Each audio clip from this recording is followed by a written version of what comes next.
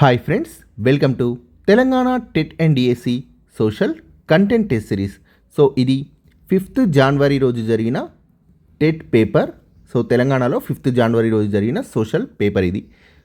So యాప్లో 5th జనవరితో పాటు 11th upload చేశాను. So 12th morning evening shifts కూడా అప్లోడ్ చేశాను. సో 2nd మార్నింగ్ ఈవినింగ్ అయిపోయింది. సో మొత్తం 4 పేపర్స్ అప్లోడ్ చేశాను.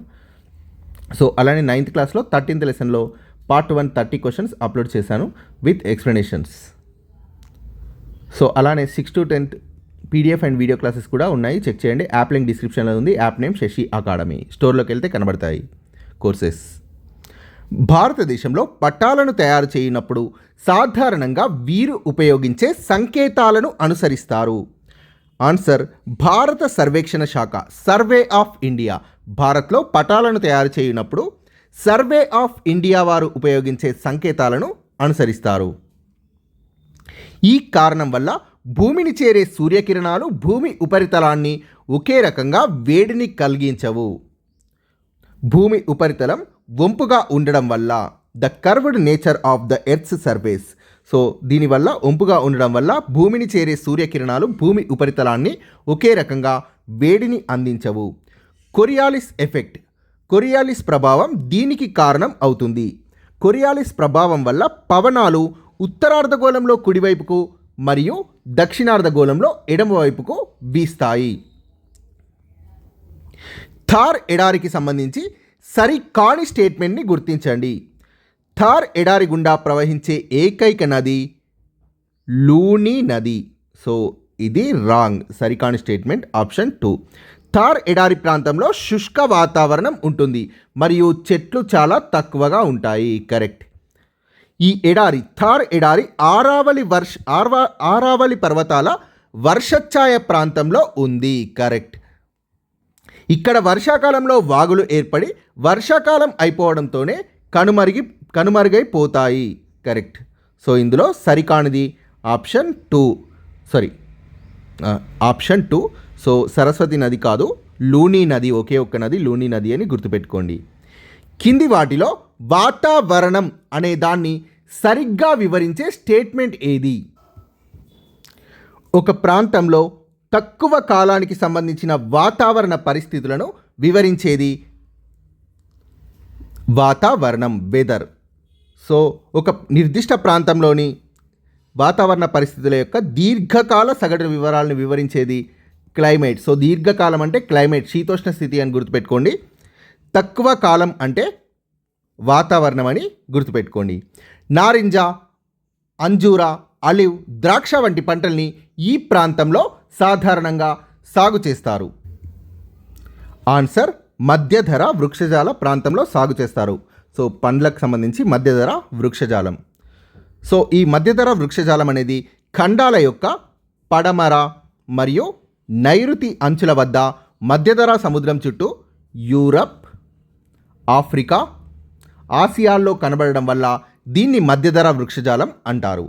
సో ఇక్కడ అడవి జంతువులు ఎక్కువగా లేవు, సహజ వృక్షజాలాన్ని నిర్మూలించారు. సో శృంగాకారపు అటవీ ప్రాంతం, సో ఇంగ్లీష్లో కూడా ఇస్తారు అప్పుడప్పుడు, coniferous forest region. So coniferous అనేది గుర్తుపెట్టుకోండి.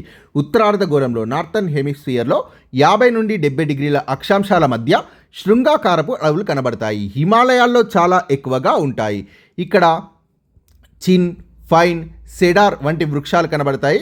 ధృవ ప్రాంత ఎలుగుబంటి శృంగాకారపు అడవుల్లో కనబడుతుంది. సిల్వర్ ఫాక్స్, మింక్, ధృవ ప్రాంత ఎలుగుబంటి శృంగాకారపు అడవుల్లో కనబడుతుంది. సమశీతోష్ణ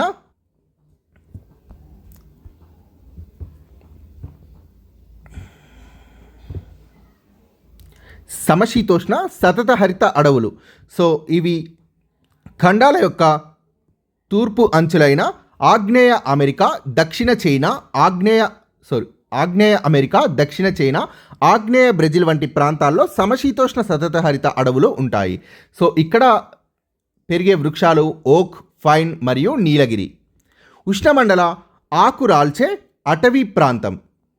సో ఇవి భారత్లో అధిక భాగంలో ఉంటాయి. భారతదేశంలో అధిక భాగంలో ఉష్ణమండల ఆకురాల్చే అడవులు ఉంటాయి. అలానే ఉత్తర ఆస్ట్రేలియా మరియు మధ్య అమెరికాల్లో కూడా ఉష్ణమండల ఆకురాల్చే అడవులు ఉంటాయి. సో ఇక్కడ పెరిగే వృక్షాలు టేకు చెట్టు, వేప, శీషం, సాల్. సో ఇవన్నీ కూడా పెరుగుతాయి. ఇక్కడ కనిపించే జంతువులు పులులు, సింహాలు, ఏనుగులు, కొండముచ్చులు, కోతులు ఇక్కడ ఉష్ణమండల ఆకురాల్చే అడవుల్లో కనబడతాయి. సో నెక్స్ట్ క్వశ్చన్, భూమధ్య రేఖ కింది దేశాల్లో ఒక దాని గుండా వెళ్ళడం లేదు. సో ఇక్కడ ఇచ్చిన ఆప్షన్స్ ప్రకారం ఈజీగా గుర్తుపట్టవచ్చు. ఆన్సర్ శ్రీలంక. సో భూమధ్య రేఖ మొత్తం 13 దేశాల గుండా వెళ్తోంది.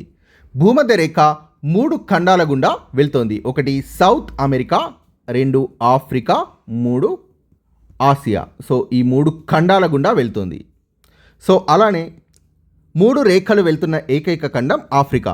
ఆఫ్రికా గుండా భూమధ్య రేఖ, కర్కట రేఖ, మకర రేఖ ఈ 3 రేఖలు వెళ్తున్నాయి. 3 ప్రధాన అక్షాంశాలు వెళ్తున్న ఏకైక ఖండం ఆఫ్రికా. సో భూమధ్య రేఖ వెళ్ళే 13 దేశాల గురించి నేను ఇదే పేపర్ అనలైజేషన్లో ఇచ్చాను, చెక్ చేయండి. ప్రీవియస్ వీడియోస్లో చెక్ చేయండి, కనబడుతుంది. కాంతి సంవత్సరాల పరంగా భూమికి మరియు సూర్యుడికి మధ్య ఉన్న దూరం 8.311 నిమిషాలు. కింది స్టేట్మెంట్లను చదివి సరైన సమాధానాన్ని ఎంపిక చేయండి. అగ్నిపర్వత విస్ఫోటనాలు, వోల్కనిక్ ఇరప్షన్స్. సో అగ్నిపర్వత విస్ఫోటనాలు మరియు అత్యంత లోతైన డ్రిల్లింగ్ ప్రాజెక్టులో భూ అంతర్నిర్మాణం గురించి ముఖ్యమైన ప్రత్యక్ష సమాచార వనరుగా ఉపయోగపడతాయి. కరెక్ట్. భూకంపాలు మరియు భూమి యొక్క గురుత్వాకర్షణ శక్తి భూ అంతర్నిర్మాణానికి సంబంధించి పరోక్ష సమాచార వనరుగా ఉపయోగపడతాయి. సో ఇది కూడా కరెక్టే. సో ఈ 2 కూడా సరైనవే, ఏ మరియు బి. సో అగ్నిపర్వత విస్ఫోటనాలు, అత్యంత లోతైన డ్రిల్లింగ్ ప్రాజెక్టులు భూ అంతర్నిర్మాణం గురించి ప్రత్యక్ష సమాచార వనరు. భూకంపాలు భూమి యొక్క గురుత్వాకర్షణ శక్తి సో పరోక్ష సమాచార వనరుగా ఉపయోగపడతాయి. నెక్స్ట్, మధ్య ఉన్నత భూముల యొక్క తూర్పు వైపు విస్తరణను స్థానికంగా ఈ విధంగా పిలుస్తారు. బుందేల్ ఖండ్ మరియు బఘేల్ ఖండ్ అని పిలుస్తారు. సో చోటా నాగ్పూర్లో ఖనిజాలు ఎక్కువగా ఉంటాయని గుర్తుపెట్టుకోండి. భారత ద్వీపకల్ప పీఠభూమి ప్రధానంగా ఈ శిలలతో కూర్చబడి ఉంది. ఆన్సర్ స్ఫటికాకార అగ్నిశిలలు మరియు రూపాంతర శిలలు. పత్తి పంటకు సంబంధించి సరికాని స్టేట్మెంట్ని గుర్తించండి. శుష్క వాతావరణం గల దక్కన్ పీఠభూమిలోని నల్లరేగడి నేలలు పత్తి పంటకు అత్యంత అనుకూలం. కరెక్ట్. పత్తికి అధిక ఉష్ణోగ్రత, తేలికపాటి వర్షపాతం లేదా నీటిపారుదల మరియు 210 రోజులు మంచు రహిత వాతావరణం అవసరం. కరెక్ట్. భారతదేశం అత్యధికంగా పత్తిని ఉత్పత్తి చేసే దేశం. సారీ ఫ్రెండ్స్, ఇక్కడ ఒక వర్డ్ మిస్ అయింది, నేను యాడ్ చేస్తాను. భారతదేశం ప్రపంచంలోనే అత్యధికంగా పత్తిని ఉత్పత్తి చేసే దేశం. ఇది రాంగ్, భారతదేశం కాదు. సో భారతదేశం ప్రపంచంలో పత్తిని ఉత్పత్తి చేయడంలో 3వ స్థానంలో ఉంది. సో అలానే ఇక్కడ భారతదేశం అనేది ప్రపంచంలోనే మొట్టమొదటిసారిగా పత్తిని ఉత్పత్తి చేసిన దేశం భారతదేశం. బట్ పత్తిని ఉత్పత్తి చేయడంలో భారత్ యొక్క స్థానం 3. సో ప్రపంచంలో పత్తిని అత్యధికంగా ఉత్పత్తి చేసే దేశం చైనా.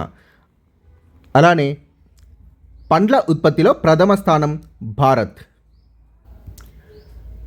కాఫీ ఉత్పత్తిలో భారతదేశం యొక్క స్థానం 4. సో ఇది భారతదేశంలో వ్యవసాయం లెసన్లో ఉంటుంది. సో ఇందులో ఆన్సర్ సరికానిది ఆప్షన్ 3.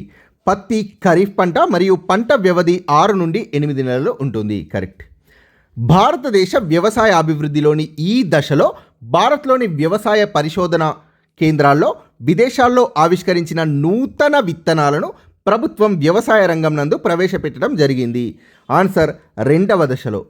సో ఈ ర్యాంకింగ్కి సంబంధించి అలానే ఈ దశలకు సంబంధించి నేను క్లియర్గా టెస్ట్ సిరీస్ ఎక్స్ప్లెనేషన్స్లో ఇచ్చాను. అవసరమైన ప్లేసెస్లో బోల్డ్ చేసి ఇచ్చాను. ర్యాంకింగ్ లాంటి వాటికి టేబుల్స్లో వేసి ఇవ్వడం జరిగింది.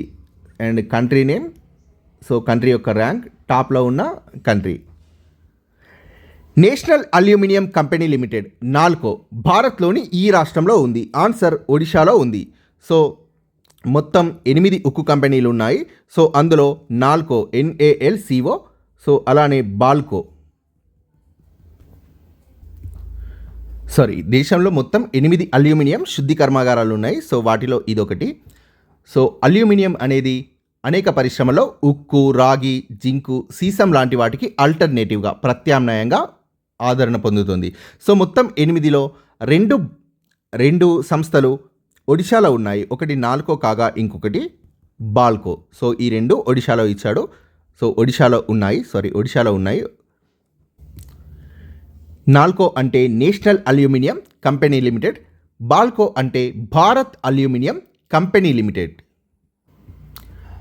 సో ఈ రెండు ఒడిశాలో ఉన్నాయి. సో మిగిలిన స్టేట్స్ మొత్తం 8లో 2 ఒడిశాలో ఉండడం వల్ల సో మిగిలినవి 6 స్టేట్స్ గుర్తుపెట్టుకోవాలి. అది కేరళ, ఉత్తరప్రదేశ్, ఛత్తీస్గఢ్, మహారాష్ట్ర, తమిళనాడు. సో ఇంకొకటి వెస్ట్ బెంగాల్. అల్యూమినియం అనేది తేలికగా ఉంటుంది, తుప్పు పట్టదు, వేడిని బాగా ప్రసరింపజేస్తుంది. అల్యూమినియాన్ని కావాల్సినట్టుగా మలుచుకోవచ్చు. ఇది ఇతర లోహాలతో కలిసినప్పుడు బాగా దృఢంగా అవుతుంది. సో అల్యూమినియంని విమానాలు, పాత్రలు మరియు తీగల తయారీలో ఉపయోగిస్తారు. 2004 సంవత్సరంలో భారతదేశంలో 600 మిలియన్ టన్నులకు పైగా అల్యూమినియం ఉత్పత్తి చేసింది భారతదేశం 2004లో. సో అల్యూమినియం శుద్ధి కర్మాగారాల్లో ఉపయోగించే బాక్సైట్ అనేది సో ఇది కూడా టేట్లోనే అడిగారు, ముదురు ఎరుపు రంగులో ఉండే రాయి.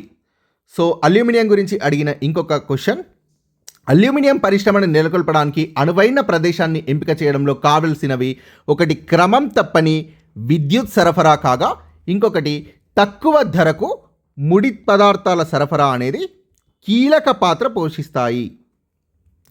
సో నెక్స్ట్ క్వశ్చన్, హిమాలయ పర్వతాల కారణంగా భారతదేశంలోని ఈ మైదానాలు తీవ్రమైన చలికాలంలో మధ్య ఆసియా నుండి వీచే చల్లని గాలుల నుండి రక్షించబడతాయి. ఆన్సర్ గంగా సింధు మైదానం. హిమాలయ పర్వతాల కారణంగా భారతదేశంలోని గంగా సింధు నదీ మైదానాలు తీవ్రమైన చలికాలంలో మధ్య ఆసియా నుండి వీచే చల్లటి గాలుల నుండి రక్షించబడతాయి. మానవ అభివృద్ధి నివేదిక హ్యూమన్ డెవలప్మెంట్ ఇండెక్స్ 2021 ప్రకారం HDI 2021 ప్రకారం శ్రీలంక యొక్క మానవ అభివృద్ధి సూచిక 0.782గా ఉంది.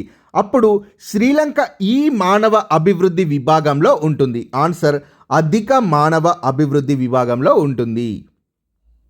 హిట్లర్ను సంతృప్తిపరచడం అనే విధానాన్ని అవలంబించిన దేశాలు గ్రేట్ బ్రిటన్ మరియు ఫ్రాన్స్. 1806 CE అంటే కామన్ ఎరా, CE అంటే సాధారణ శకం.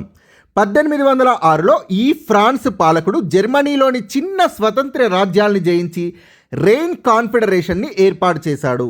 నెపోలియన్ బోనపార్టే 1806లో చిన్న స్వతంత్ర రాజ్యాల్ని జయించి రెయిన్ కాన్ఫెడరేషన్ని ఏర్పాటు చేశాడు. సో ఇది చాలా ఇంపార్టెంట్ లెసన్ 9th క్లాస్లో వరల్డ్ హిస్టరీ, 12th లెసన్ 17, 18, 19 శతాబ్దాల్లో ప్రజాస్వామిక జాతీయవాద విప్లవాలు లెసన్ ఇది. సో 1806లో మొత్తం ఎన్ని అంటే 39 రాజ్యాలుగా రెయిన్ కాన్ఫెడరేషన్ని ఏర్పాటు చేశాడు నెపోలియన్ బోనపార్టే. నెపోలియన్ బోనపార్టే 1799 నుంచి 1804 వరకు కాన్సులేట్ పేరుతో నూతన ప్రభుత్వాన్ని ఏర్పాటు చేసి మొదటి కాన్సుల్గా పరిపాలించాడు. తనకు తాను ఫ్రాన్స్కి చక్రవర్తిగా ప్రకటించుకొని 1805 నుంచి 15 మధ్య మరొక 10 సంవత్సరాలు పరిపాలించాడు. 1815లో జరిగిన వాటర్లూ యుద్ధంలో నెపోలియన్ ఓడిపోయాడు. వాటర్లూ యుద్ధం జరిగిన సంవత్సరం 1815. ఇంగ్లాండ్ నాయకత్వంలోని సంకీర్ణ కూటమి యొక్క అనేక ప్రయత్నాల వల్ల వాటర్లూ యుద్ధంలో నెపోలియన్ ఓడిపోయాడు. నెపోలియన్ ఓడిపోయాక ఫ్రాన్స్లో రాచరికం మళ్ళీ పునరుద్ధరించబడింది. మూడవ నెపోలియన్. సో బిస్మార్క్ ప్రష్యా ప్రధాని అయిన బిస్మార్క్ ఆస్ట్రియాని ఏకాకిని చేయాలని భావించి ఫ్రాన్స్కి చెందిన మూడవ నెపోలియన్తో స్నేహం చేసి తటస్థంగా ఉండమని కోరాడు. సో ఎవరికి సపోర్ట్ చేయకుండా ఉండమని కోరాడు. ప్రతిఫలంగా ఫ్రాన్స్ విస్తరణని రెయిన్ దిశగా తాము అంగీకరిస్తామని బిస్మార్క్ ఫ్రాన్స్కి వాగ్దానం చేశాడు. తర్వాత ఫ్రాన్స్కి ప్రష్యాకి మధ్య యుద్ధం జరుగుతుంది. సో ఈ యుద్ధానికి తక్షణ కారణం ఏంటంటే స్పెయిన్ రాజ్యం యొక్క వారసత్వ తగాదా. ఆ టైంలో స్పెయిన్ పాలకురాలు ఇసాబెల్లా. సో తర్వాత ఫ్రాన్స్ ప్రష్యాల మధ్య యుద్ధం మొదలై 6 నెలల పాటు జరిగింది. అందులో ప్రష్యా దళాలు ఫ్రాన్స్ దళాల్ని ఓడించాయి. అనేక యుద్ధాల్లో భయంకరంగా దెబ్బతిన్న 3వ నెపోలియన్ దాదాపు 1,00,000 మంది సైనికులతో ప్రష్యా దళాలకు లొంగిపోయాడు. సో ఈ 12th లెసన్కి సంబంధించి నేను దాదాపు 120 to 150 క్వశ్చన్స్ వరకు ఇవ్వడం జరిగింది. సో మీరు ఈ టెస్ట్ రాస్తే ఈ లెసన్ని 5 to 6 టైమ్స్ చదివినట్టే. సో ఎక్కడ కూడా మిస్ కాకుండా ఇవ్వడం జరిగింది. ఒక పాయింట్ కూడా మిస్ అవ్వదు. సో రిపీట్ అవుతూ ఉంటాయి. కింది స్టేట్మెంట్లో ఏది రాజ్యాంగ రాచరికం గురించి సరిగ్గా వివరిస్తుంది? ఆన్సర్, రాజు యొక్క అధికారం పార్లమెంటు ద్వారా మంజూరు చేయబడింది కానీ దైవిక హక్కు కాదు. ఇది కూడా 9th క్లాస్లో 12th లెసన్. సో దైవదత్త సిద్ధాంతం గురించి నమ్మిన రాజు జేమ్స్ I. రాజుకు పూర్తి అధికారాలు దేవుడి నుండి లభించాయని, దైవం ఇచ్చిన హక్కుతో రాజు పాలిస్తాడని జేమ్స్ I నమ్మాడు. దాన్నే దైవదత్త సిద్ధాంతం లేదా డివైన్ రైట్ థియరీ అంటారు. జేమ్స్ I తర్వాత రాజైంది చార్లెస్ I. జేమ్స్ I తర్వాత రాజయ్యాడు.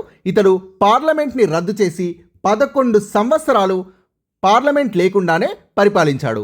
తర్వాత మళ్ళీ పార్లమెంట్ని సమావేశపరిచాడు. ప్రత్యేక నిధులు మంజూరు చేయించడానికి మళ్ళీ పార్లమెంట్ని సమావేశపరిచాడు. సో ఫస్ట్ రద్దు చేశాడు, మళ్ళీ సమావేశపరిచాడు 1640 నుంచి 60 మధ్య. సో ఇది సుదీర్ఘ పార్లమెంట్ కొనసాగిన కాలం ఇది. అయితే 1649లోనే చార్లెస్ I ఓడిపోయి ఉరితీయబడ్డాడు. పార్లమెంట్ పార్టీకి మరియు ఈ రాచరిక పార్టీల మధ్య పౌర యుద్ధం చెలరేగి 5 సంవత్సరాల పాటు కొనసాగుతుంది. సో ఇందులో 1649లోనే చార్లెస్ I ఓడిపోయి ఉరితీయబడ్డాడు. ఇంగ్లాండ్ గణతంత్ర దేశమైంది, బట్ అది ఎంతో కాలం కొనసాగలేదు. 1688లో విలియం ఆఫ్ ఆరెంజ్ని మరియు మేరీని ఇంగ్లాండ్ సింహాసనాన్ని అధిష్ఠించమని పార్లమెంట్ ఆహ్వానించింది.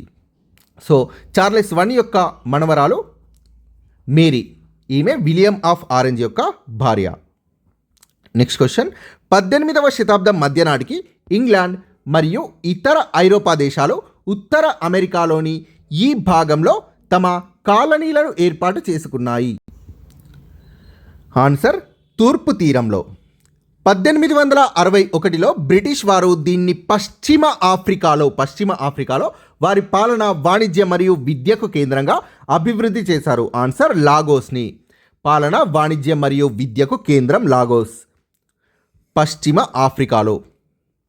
5వ శతాబ్దపు ప్రారంభంలో ఫాహియాన్ భారత్కి రావడానికి గల ప్రధాన ఉద్దేశ్యం బౌద్ధ మతాన్ని అధ్యయనం చేయడం మరియు పవిత్ర గ్రంథాల్ని సేకరించడం. ఇంటర్ ఫస్ట్ ఇయర్ ఇండియన్ హిస్టరీలో ఈ లైన్ ఉంది. సో ఇది ఇంటర్ రిలేటెడ్ క్వశ్చన్, టెట్లో అడిగారు, ఇంటర్లో అడిగిన వాటిలో ఇదొకటి. 2వ బౌద్ధ మండలి ఈ ప్రాంతంలో జరిగింది. ఆన్సర్, వైశాలి. సో ఇది కూడా ఇంటర్. సో ఇది నేను చేశాను. మత సంస్కరణోద్యమాలు,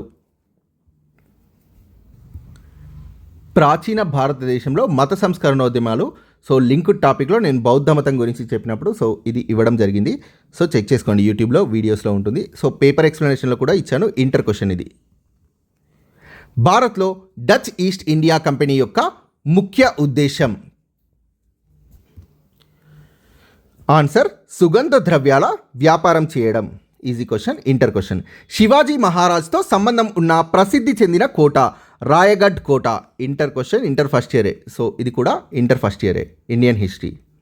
మహమ్మద్ బిన్ తుగ్లక్ పాలనకు సంబంధించి అతిపెద్ద వైఫల్యం టోకెన్ కరెన్సీని ప్రవేశపెట్టడం. ఇది కూడా ఇంటర్. సో ఈ పేపర్ అనలైజేషన్ ఉంది, సో అందులో చెక్ చేసుకోండి. సో దాంట్లో ఇచ్చాను ఇంటర్లో. ఈ దేవాలయ నిర్మాణం రాజరాజ చోళుడు I వాస్తు శిల్పానికి అందించిన సహకారం. బృహదీశ్వర దేవాలయం. సో ఇది 6th క్లాస్. ఆదేశక సూత్రాలు దీన్ని ప్రోత్సహించడానికి ఉద్దేశించబడ్డాయి. సో ఇది ఈజీ క్వశ్చన్, ఇంటర్ రిలేటెడ్. సామాజిక న్యాయం. సో ఇది స్కూల్ బుక్స్లో కూడా ఉంది. భారతదేశంలో పార్లమెంటు ఉభయ సభల్లో ప్రత్యేక మెజారిటీతో కింది వాటిలో ఒకదాన్ని సవరించవచ్చు. భారత రాజ్యాంగంలో పొందుపరచబడిన ప్రాథమిక హక్కుల్ని ప్రత్యేక మెజారిటీతో సవరించవచ్చు. Inter polity second year. ఇంటర్లో సెకండ్ ఇయర్ పాలిటీ బుక్ చాలా చాలా ఇంపార్టెంట్, చాలా క్వశ్చన్స్ వస్తున్నాయి అందులో నుంచి. సో ఫస్ట్ ఇయర్ నుంచి ఏమీ రావట్లేదు, ఓన్లీ సెకండ్ ఇయర్ నుంచే. సో మొత్తం సిలబస్ దాదాపు సెకండ్ ఇయర్లోనే ఉంది. సో ఇది ఇంటర్ సెకండ్ ఇయర్ పాలిటీ. ఈ వీడియో నేను చేయడం జరిగింది భారత రాజ్యాంగ లక్షణాలు అని ఉంటుంది, ప్లేలిస్ట్లో చూడండి. సో వీడియోస్లో చూడండి, యూట్యూబ్ వీడియోస్లో. వీరి వ్రాతపూర్వక సలహాపై భారత రాష్ట్రపతి జాతీయ అత్యవసర పరిస్థితిని ప్రకటిస్తారు. కేంద్ర మంత్రిమండలి లిఖితపూర్వక వ్రాతపూర్వక సలహాపై భారత రాష్ట్రపతి జాతీయ అత్యవసర పరిస్థితిని ప్రకటిస్తాడు. ఇంటర్ సెకండ్ ఇయర్ పాలిటీ బుక్లో ఉంది ఇది. యునిసెఫ్ యొక్క ప్రాథమిక లక్ష్యం. ఆన్సర్ బాలల హక్కులకు మరియు సంక్షేమానికి మద్దతును ఇవ్వడం. UNICEF full form United Nations children's funds. So ఇది కూడా ఇంటర్ క్వశ్చన్. కింది స్టేట్మెంట్లను చదవండి.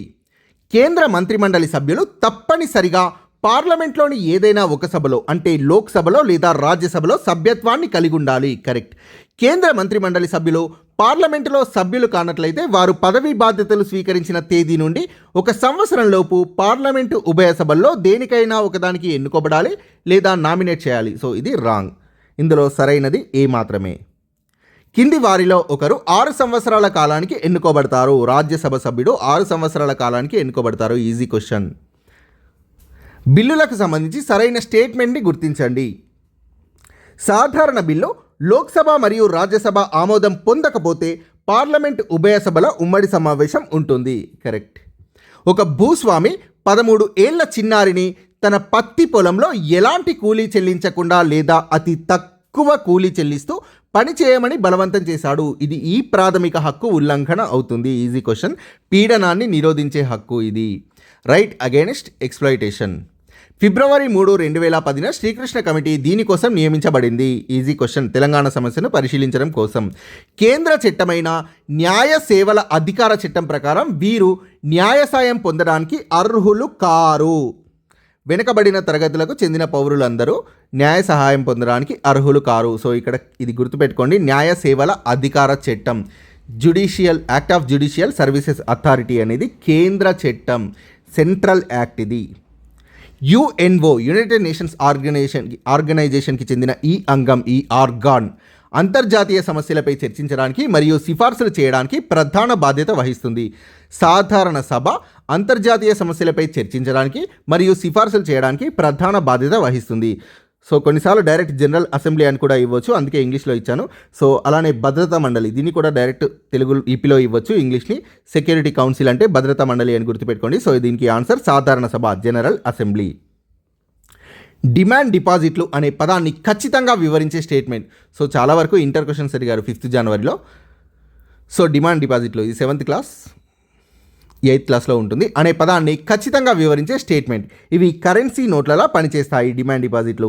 బ్యాంకులు ఈ కింది విధంగా తమ వద్ద ఉన్న కొద్దిపాటి నగదుతో మాత్రమే పనిచేస్తాయి. బ్యాంకులు రోజులో కొంతమంది డిపాజిటర్లు మాత్రమే నగదును ఉపసంహరణ చేసుకుంటారు. ఉపసంహరణ అంటే నగదును విత్డ్రా చేసుకుంటారు. రోజు కొంతమంది డిపాజిటర్లు మాత్రమే నగదును విత్డ్రా చేసుకుంటారు అని ఊహించడం ద్వారా బ్యాంకులు తమ వద్ద ఉన్న కొద్దిపాటి నగదుతో మాత్రమే పనిచేస్తాయి. కింది వాటిలో ఒకటి బ్యాంకులకు వచ్చే ప్రధాన ఆదాయ వనరు కాదు. ప్రభుత్వం ద్వారా వచ్చే సబ్సిడీలు అనేవి బ్యాంకులకు వచ్చే ప్రధాన ఆదాయ వనరు కాదు. So easy question. ఈ రకమైన ధరల సూచికలో అన్ని మూలధన మరియు వినియోగ వస్తువులు రెండూ ఉంటాయి. ఆన్సర్ టోకు ధరల సూచిక, హోల్ ప్రైస్ ఇండెక్స్లో అన్ని మూలధన మరియు వినియోగ వస్తువులు రెండు కూడా ఉంటాయి. సో వీటన్నింటినీ ఇంగ్లీష్లో గుర్తుపెట్టుకోండి. డైరెక్టివ్ వే ఇవ్వచ్చు. CPI, WPI, RPI, ఎంపిఐ.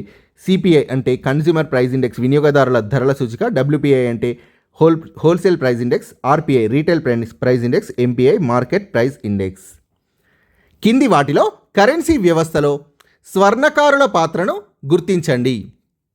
ప్రజలు తమ బంగారం మరియు వెండి నాణేలను నిల్వ చేయడానికి వారు ఒక సురక్షితమైన స్థలాన్ని అందించారు. బేసిక్ సేవింగ్స్ బ్యాంక్ డిపాజిట్ ఖాతాదారులను ఏటీఎంల ద్వారా తీసుకున్న వాటితో కలిపి ఒక నెలలో అనుమతించబడిన ఉపసంహరణల సంఖ్య గరిష్టంగా మ్యాక్సిమం 4 మాత్రమే. విత్డ్రాయల్స్ అనేవి మ్యాక్సిమం 4 మాత్రమే అలో ఉంటాయి, అనుమతించబడతాయి బేసిక్ సేవింగ్స్ బ్యాంక్ డిపాజిట్ ఖాతాదారులకు. ఉత్పత్తి ప్రక్రియలో కింది వాటిలో ఒకటి భౌతిక మూలధనం, ఫిజికల్ క్యాపిటల్ కిందికి రాదు. So easy question. నేతకారులు ఉపయోగించే నూలు. సో మిగిలినవన్నీ ఫిజికల్ క్యాపిటల్ భౌతిక మూలధనం కిందికి వస్తాయి. రైతుకు చెందిన నాగలి వంటి సాధారణ సాధనాలు, జనరేటర్లు, టర్బైన్లు వంటి అధునాతన యంత్రాలు, యంత్రాల సంస్థాపన మరియు పని స్థలం కోసం ఉండే భవనాలు. సో ఇవన్నీ కూడా ఫిజికల్ క్యాపిటల్.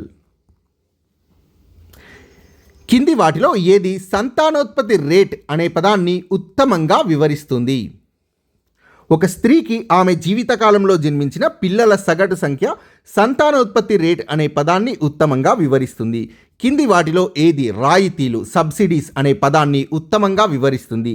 కొన్ని ముఖ్యమైన వస్తువుల యొక్క ధరలను తక్కువగా ఉంచడానికి, వాటి ధరను తగ్గించడానికి ప్రభుత్వం చెల్లించే మొత్తం. సో చాలా ఈజీ క్వశ్చన్. సో మిగిలినవి ఆప్షన్స్ చూస్తే అర్థమవుతుంది.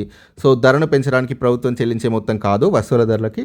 సో అలానే పేదలు ప్రాథమిక వస్తువుల్ని కొనుగోలు చేయడానికి ప్రభుత్వం ఉచితంగా ఇచ్చే మొత్తం కాదు. సో ధరల్ని తక్కువగా ఉంచడానికి పారిశ్రామికవేత్తలు ప్రభుత్వానికి చెల్లించే మొత్తం కాదు. So answer 1. ఒక ప్రభుత్వ ఉద్యోగి అతడి జీతం ఆధారంగా ప్రభుత్వానికి 4 లక్షల పన్ను చెల్లించాడు. ఆ ఉద్యోగి చెల్లించిన పన్ను ఈ పన్ను రకం కిందికి వస్తుంది. సో జీతం ఆధారంగా వ్యక్తిగత ఆదాయపు పన్ను, పర్సనల్ ఇన్కమ్ ట్యాక్స్ కిందికి వస్తుంది. So thank you friends. మీకు కనుక వీడియో నచ్చినట్టయితే లైక్ చేయండి, షేర్ చేయండి. సో ఛానల్ సబ్స్క్రైబ్ చేయండి.